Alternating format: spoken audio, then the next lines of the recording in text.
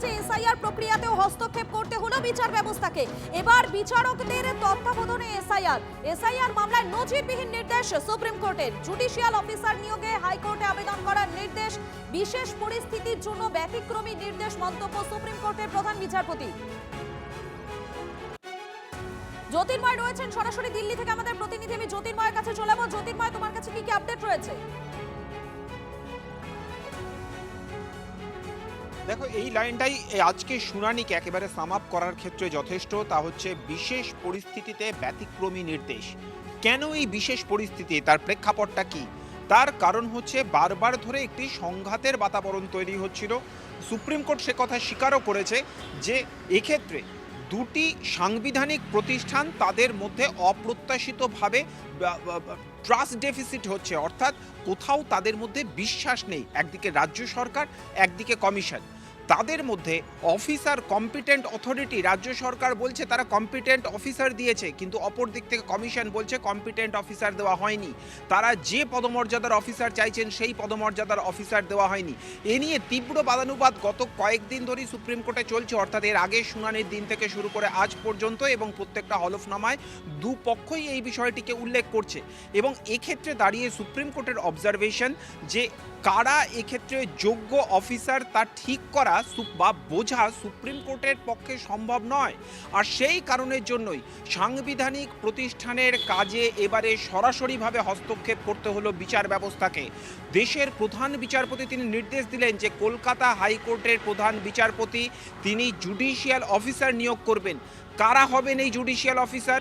তারা হবেন ডিস্ট্রিক্ট কোর্টে যারা এক্ষেত্রে ম্যাজিস্ট্রেট আছেন, তারা এক্ষেত্রে এই ভূমিকা পালন করবেন, বা যারা অ্যাসিস্ট্যান্ট বা অ্যাডিশনাল ডিস্ট্রিক্ট ম্যাজিস্ট্রেট আছেন তারা এই ভূমিকা পালন করবেন।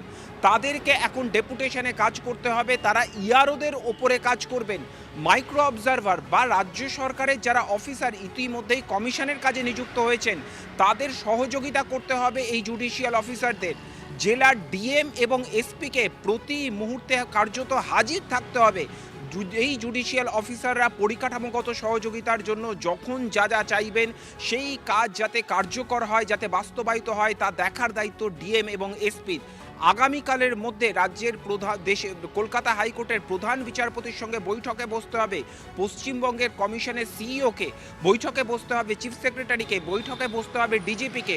অর্থাৎ সামগ্রিকভাবে পুরো বিষয়টি তত্ত্বাবধানের বা চূড়ান্ত সিদ্ধান্ত নেওয়ার দায়িত্ব কিন্তু বিচার ব্যবস্থার উপরে এবারে চলে গেল। এক্ষেত্রে অবশ্যই কমিশনের জন্য এটা যেমন বড় ধাক্কা, তার পাশাপাশি আজকে শুনানির প্রত্যেকটা ছত্রে ছত্রে রাজ্য সরকারের ভূমিকা নিয়েও প্রশ্ন তোলা হয়েছে। এই এসআইআর প্রক্রিয়া সুষ্ঠুভাবে সম্পন্ন করার ক্ষেত্রে রাজ্য সরকারের সহযোগিতা যে কাম্য ছিল তা স্বয়ং প্রধান বিচারপতি তিনি বারবার ধরে বলেছেন। সর্বোপরি একটা বিষয় একেবারে শুনানির প্রথম থেকে শেষ পর্যন্ত যা উঠে এসছে তা হলো রাজ্যের আইন শৃঙ্খলা পরিস্থিতি নিয়ে একাধিকবার উদ্বেগ প্রকাশ করেছেন স্বয়ং প্রধান বিচারপতি।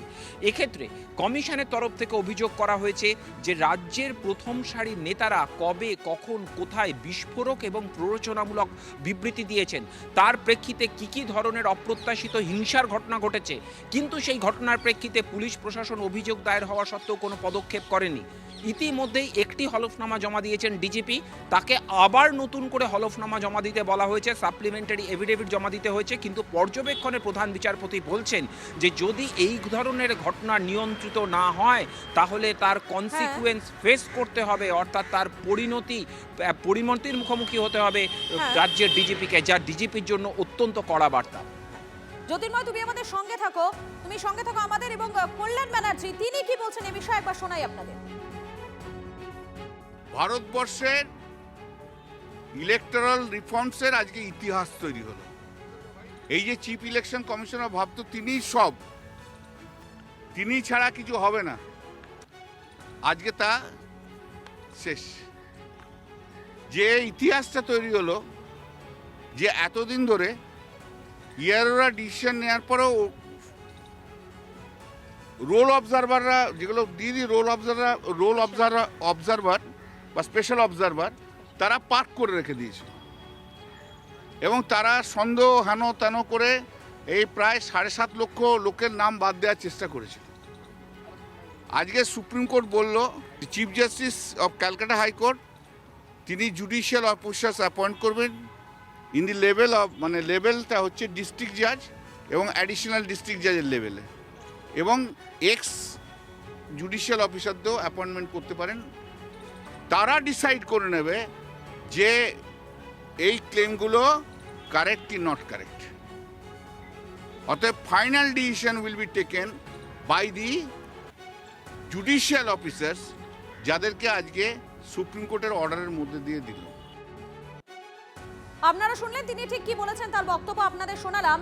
নিঃসন্দেহে এসআইআর মামলায় নজিরবিহীন নির্দেশ সুপ্রিম কোর্টে, জুডিশিয়াল অফিসার নিয়োগে হাইকোর্টে আবেদন করার নির্দেশ, বিশেষ পরিস্থিতির জন্য ব্যতিক্রমী নির্দেশ, মন্তব্য সুপ্রিম কোর্টের প্রধান বিচারপতির। আমি আরো একবার চলে যাবো, আমাদের প্রতিনিধি জ্যোতির্ময় রয়েছেন আমাদের সঙ্গে। জ্যোতির্ময়, রাজ্যে এসআইআর প্রক্রিয়াতে তাহলে এবারে শেষমেশ বিচার ব্যবস্থাকে হস্তক্ষেপ করতে হলো। এর আগে এই ধরনের নির্দেশ সুপ্রিম কোর্টের পক্ষ থেকে দেওয়া হয়েছে বলে তো মনে হয় না। দেখো, এসআইআর প্রক্রিয়ায় তো অবশ্যই ঘটেনি, কারণ ইতিমধ্যেই বিহারের এসআইআর প্রক্রিয়া, আসামের এসআইআর প্রক্রিয়া তা শেষ হয়ে গিয়েছে। সেই বিষয়েও একাধিক ইস্যু উঠেছে যা সুপ্রিম কোর্টে বিচারাধীন ছিল। সুপ্রিম কোর্ট বিভিন্ন সময়ে পরিস্থিতির প্রেক্ষিতে একাধিক নির্দেশ দিয়েছে, কিন্তু কমিশন বা রাজ্য সরকারের বাইরে বেরিয়ে জুডিশিয়াল অফিসার নিয়োগ করা, একেবারে ডিস্ট্রিক্ট জাজ লেভেলের অফিসারদের, জাজদেরকে নিয়োগ করা, এই ঘটনা বেনজির ঘটনা। আর এই ঘটনা যখন ঘটছে তখন প্রধান বিচারপতির পর্যবেক্ষণ যে একটা এক্সট্রা অর্ডিনারি সিচুয়েশন তৈরি হয়েছে, যার প্রেক্ষিতে এই ধরনের এক্সট্রা অর্ডিনারি স্টেপ নিতে তিনি বাধ্য হচ্ছেন। এবং এই বাধ্য হওয়ার নেপথ্যে থাকছে ট্রাস্ট ডেফিসিটের কথা, অর্থাৎ দুটি সাংবিধানিক প্রতিষ্ঠান, যেখানে প্রধান বিচারপতি বলছেন যে ডেমোক্রেটিক্যালি ইলেক্টেড স্টেট গভর্নমেন্ট, গণতান্ত্রিক প্রক্রিয়ায় নির্বাচিত একটি সরকার এবং একটি সাংবিধানিক প্রতিষ্ঠান কমিশন, তাদের একে অপরের প্রতি কোনো বিশ্বাস নেই। আর এই প্রেক্ষাপট থেকেই তাকে হস্তক্ষেপ করতে হচ্ছে জুডিশিয়াল অফিসার এবং ডিস্ট্রিক্ট জাজদের এখানে বাকি কাজ সম্পন্ন করার জন্য নিয়োগ করতে হচ্ছে। ধন্যবাদ তোমাকে। আর এই বিষয় নিয়ে কেন্দ্রীয় শিক্ষা প্রতিমন্ত্রী সুকান্ত মজুমদার তিনি কি বলছেন, তার কি প্রতিক্রিয়া শোনাবো আপনাদের। সুপ্রিম কোর্ট তো স্পষ্ট বলেছে তার অবজারভেশনে যে ক্লাস এ অফিসার কেন দেওয়া হয়নি, এবং এটা ইচ্ছে করে করা হচ্ছে, কারণ এই ক্লাসে বাংলাভাষী বাঙালি অফিসার দিলে পরে তারা বাংলা বুঝতে পারতেন, বাংলা পড়তে পারতেন, কথা বলতে পারতেন বাংলায়। স্বাভাবিকভাবে পুরো বিষয়টি, পুরো যে এসআইআর প্রক্রিয়া অত্যন্ত ভালো হতো। ইচ্ছে করে মমতা বন্দ্যোপাধ্যায় এটা করছে। সেই জন্য দেখুন গুজরাটে আমাদের পরে শুরু হয়ে এসআইআর কমপ্লিট হয়ে গেল, একদম লিস্ট বেরিয়ে গেল, আমাদের এখানে অফিসাররা পারছে না। ব্যর্থতা কার? রাজ্য সরকারের ব্যর্থতা, কারণ আপনার অফিসাররা কাজ করছে, তো কেন্দ্র সরকারের অফিসাররা তো কাজে তারা মাইক্রো অবজারভার হিসেবে আছে, তাদের হাতে তো ক্ষমতা নেই, ক্ষমতা হচ্ছে এই আর ওই আর ওদের হাতে। তারা সবাই রাজ্য সরকারি কর্মচারী, তাহলে এত ইনএফিসিয়েন্সি কেন? হাইকোর্টের অবসরপ্রাপ্ত প্রধান বিচারপতি দেবাশিস করগুপ্ত তিনি কি বলছেন এই বিষয়ে শোনাবো আপনাদের। যত দিন যাচ্ছে তত আদালতের হস্তক্ষেপ গুরুত্বপূর্ণ হয়ে যাচ্ছে। তার কারণ যেখানে দেখা যাচ্ছে যে প্রশাসন যথাযথভাবে নজর দিচ্ছেন না, সেই জায়গাটায় আদালতকে ঢুকতে হচ্ছে। আবার যেখানে অতি সক্রিয়তা প্রশাসনের কোনো কোনো জায়গায় হয়ে যাচ্ছে, সেই জায়গায় আদালতকে ঢুকতে হচ্ছে। এসআইআরে আদালতের নজরদারি তো থাকতেই হবে, তার কারণ কমিশন খুব গুরুত্বপূর্ণ দায়িত্ব নিয়ে কাজ করছেন, কাজেই তার চাপটা রয়েছে। সেটা করতে গিয়ে যদি কোথাও একটু কোনো জায়গায় অসুবিধা হয়ে যায়, এবং সেই অসুবিধার জন্যেই যদি নাগরিককে অসুবিধায় পড়তে হয়, তার কারণ ডেপুটেশনে রাজ্য সরকারের কর্মচারী নিতে হচ্ছে, তাদের সবার কর্মদক্ষতা সমান হবে না, এবং খুব কম হলেও কিছু উদ্দেশ্য প্রণোদিতভাবে কাজও হতে পারে। সেই জায়গাটায় একটা চাপ রয়েছে কমিশনের। যদি কোথাও কোনো গ্যাপ তৈরি হয়, সেটা ফিল আপ করার জন্যে আদালতের ইন্টারফেয়ার করাটা কাম্য বলেই আমি মনে করি। সঠিক সময়ে বাধাহীনভাবে এসআইআর এর কাজ শেষ হোক, মন্তব্য সুপ্রিম কোর্টের। বাংলায় এসআইআর এর 95% কাজ শেষ। 28 ফেব্রুয়ারি ভোটার তালিকা প্রকাশ করতে চায় কমিশন। যতটা কাজ হয়েছে তার প্রেক্ষিতে 28 ফেব্রুয়ারি ভোটার তালিকা প্রকাশ হোক, অবশিষ্ট তালিকা পরে সাপ্লিমেন্টারি হিসাবে পেশ করা হবে সুপ্রিম কোর্টে সওয়াল কমিশনে। এরকম হলে রাজ্যের আইন শৃঙ্খলা পরিস্থিতির অবনতি হতে পারে, পাল্টা সওয়াল কপিল সিব্বলের। কারো নাম তোলা হচ্ছে না, শুধু নাম বাদের ফর্ম দিচ্ছে। ফের অভিযোগ করেন কল্যাণ বন্দ্যোপাধ্যায়, 3.5 লক্ষ ভোটারকে কোনো নোটিশ দেওয়া হয়নি, অন্তত এমনটাই অভিযোগ করা হচ্ছে। আরো একবার জানাই আপনাদেরকে, সঠিক সময়ে বাধাহীনভাবে এসআইআর এর কাজ শেষ করা হোক। মন্তব্য সুপ্রিম কোর্টের। বাংলায় এসআইআর এর 95% কাজ শেষ। 28শে ফেব্রুয়ারি ভোটার তালিকা প্রকাশ করতে চায় কমিশন। যতটা কাজ হয়েছে তার প্রেক্ষিতেই 28শে ফেব্রুয়ারি ভোটার তালিকা প্রকাশ করা হোক। অবশিষ্ট যে তালিকা, সেই তালিকা পরে সাপ্লিমেন্টারি হিসাবে পেশ করা হবে, বের করা হবে। সুপ্রিম কোর্টে সওয়াল কমিশনের। এরকম হলে রাজ্যের আইন শৃঙ্খলা পরিস্থিতির অবনতি হতে পারে। পাল্টা সওয়াল কপিল সিব্বলের। কারো নাম তোলা হচ্ছে না, শুধু নামবাদের ফর্ম দিচ্ছে। ফের অভিযোগ করেন কল্যাণ বন্দ্যোপাধ্যায়, প্রায় 3.5 লক্ষ ভোটারকে কোনো নোটিশ দেওয়া হয়নি, অন্তত এমনটাই বলছেন তিনি। এই মুহূর্তে সবথেকে বড় নিঃসন্দেহে আমরা যে আপডেটের দিকে নজর রাখছি, দেখুন সঠিক সময়ে বাধাহীনভাবে এসআইআর এর কাজ শেষ হোক, সুপ্রিম কোর্টের এমনই মন্তব্য। এবং এক্ষেত্রে বাংলায় এসআইআর এর 95% কাজ শেষ। 28শে ফেব্রুয়ারি ভোটার তালিকা প্রকাশ করতে চায় কমিশন। যতটা কাজ হয়েছে তার প্রেক্ষিতে 28শে ফেব্রুয়ারি ভোটার তালিকা প্রকাশ হোক। অবশিষ্ট তালিকা পরে সাপ্লিমেন্টারি হিসাবে বের করা হবে। সুপ্রিম কোর্টে সওয়াল কমিশনের। আমি চলে যাব, আমাদের প্রতিনিধি শ্রাবন্তী রয়েছেন আমাদের সঙ্গে। শ্রাবন্তী, সুপ্রিম কোর্টের স্পষ্ট নির্দেশ 28শে ফেব্রুয়ারির মধ্যে ভোটার তালিকা প্রকাশ করতে হবে, অন্তত এমনটাই নির্দেশ হয়েছে। এই নির্দেশ 28শে ফেব্রুয়ারি ভোটার তালিকা প্রকাশ করতে চায় কমিশন, অন্তত এমনটাই বলা হচ্ছে। মধুকল্পিতা, দুটো অংশ আছে। যেমনটা কমিশনের আইনজীবীর বক্তব্য যে 28 তারিখের মধ্যেই তারা প্রকাশ করতে পারবেন তালিকা, তার কারণ 95% কাজ, অর্থাৎ প্রায় যে গোটা কাজ তার অধিকাংশটাই সমাপ্ত হয়ে গেছে। 5% যেটা বাকি রয়েছে আর সেটা তারা করবেন। প্রয়োজন হলে একটা সাপ্লিমেন্টারি লিস্ট বার করা হবে। এই লিস্ট বার হবে কি হবে না সেটা পরের কথা, কিন্তু কমিশনের আইনজীবী যখন এটা বলছেন তখন এটা স্পষ্ট যে কিছু কাজ আদতে শেষ হবে কিনা সেটা নিয়ে সন্দিহান কমিশন রয়েছে, আর তার জন্যই এই অতিরিক্ত সাপ্লিমেন্টারি লিস্টের কথা বলা হচ্ছে। একটা বিষয় পরিষ্কার এখান থেকে মধুকল্পিতা, 28 তারিখেই চূড়ান্ত তালিকা বেরোচ্ছে।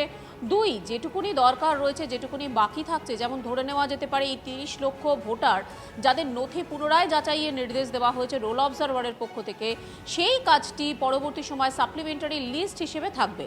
এখন রাজনৈতিক দলের যারা রয়েছেন তারা নিঃসন্দেহে প্রশ্ন করতে পারেন যে চূড়ান্ত ভোটার তালিকার পরে বেশ খানিকটা সময় যদি সেটা 7 দিনও হয়, তারপরে অতিরিক্ত লিস্ট বের হয়, তাহলে যে সমস্ত ভোটাররা শেষ লিস্টেও চান্স পেলেন না তারা কি সেই সময়সীমাটা পাবেন? কারণ এখানে বিধানসভা নির্বাচন রয়েছে।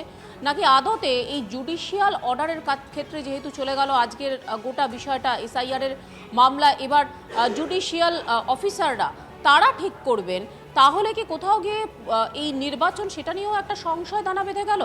আদতে 28 তারিখে কতখানি চূড়ান্ত লিস্ট বেরোয় সেটার উপরে যেমন নির্ভর করবে, সাপ্লিমেন্টারি লিস্ট সেটা বের হবে কিনা সেটা 2-1 দিনের মধ্যে স্পষ্ট হবে। কারণ ইতিমধ্যে বহু ডিওরা, বহু ইআরওরা জানাচ্ছেন যে তারা আপলোড তো করতে চাইছেন তথ্য, কিন্তু একসঙ্গে 30 লক্ষ ভোটারের কাজ করতে গিয়ে গোটা সিস্টেমটাই দেরি ঘুরছে, বা গোটা সিস্টেমটাই অনেকটা পিছিয়ে পড়েছে, স্লো হয়ে গেছে। তাহলে কিভাবে কাজ করা সম্ভব যখন তারা এই সংশয় প্রকাশ করছেন? আজকে গুরুত্বপূর্ণভাবে বলাই যেতে পারে কমিশনের আইনজীবী জানাচ্ছেন সাপ্লিমেন্টারি লিস্ট বার হতে পারে এসআইআর এর। একেবারে শ্রাবন্তী, তোমাকে ধন্যবাদ। আরো একবার আপনাদেরকে বিষয়টাকে স্পষ্ট করে দিই, বাংলায় এসআইআর এর কাজ 95% শেষ। 28শে ফেব্রুয়ারি ভোটার তালিকা প্রকাশ করতে চায় কমিশন। যতটা কাজ হয়েছে তার প্রেক্ষিতে 28শে ফেব্রুয়ারি ভোটার তালিকা প্রকাশ হোক। অবশিষ্ট তালিকা পরে সাপ্লিমেন্টারি হিসেবে বের করা হবে। সুপ্রিম কোর্টের সওয়াল কমিশনের। এরকম হলে রাজ্যের আইন শৃঙ্খলা পরিস্থিতির অবনতি হতে পারে। পাল্টা সওয়াল কপিল সিব্বলের।